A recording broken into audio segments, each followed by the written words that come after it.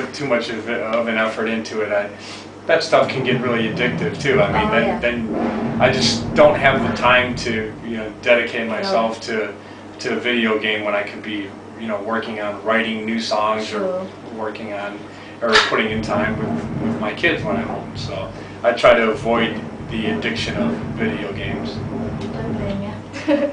And Indestructible is, I can't even say that there now.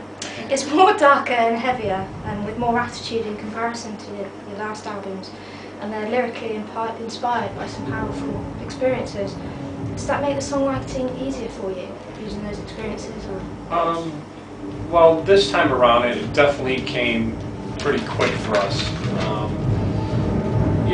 It's always challenging when we want to start writing again, because now we're 4 albums deep and we've probably written 70-something songs, and you don't want to rehash stuff and duplicate what you've already done. So the challenge of always keeping things fresh and new and pushing each other to stretch out and go in different areas is it's always going to be a challenge for us.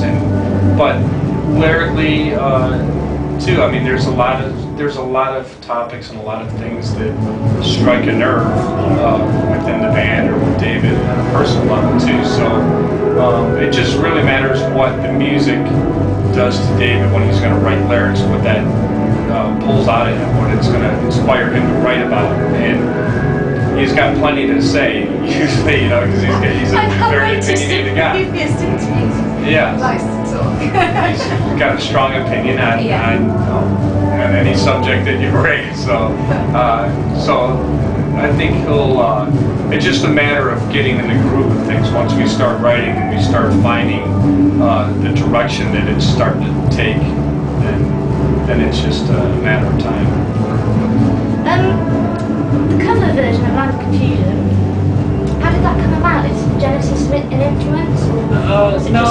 No, it was more so the material for 10,000 Fists was already written. We were ready to go in the studio, and at the time we were waiting for our producer to finish up the project before we could go in with them. And I was just watching TV one day, and they were playing a bunch of old videos, and that video had come on, and I started thinking about, because it had the whole puppet thing, and it had President Reagan in there, and I started thinking about the lyrics of the song and how much it fit in with today's times and with the direction of that album, of what David was writing lyrically as well.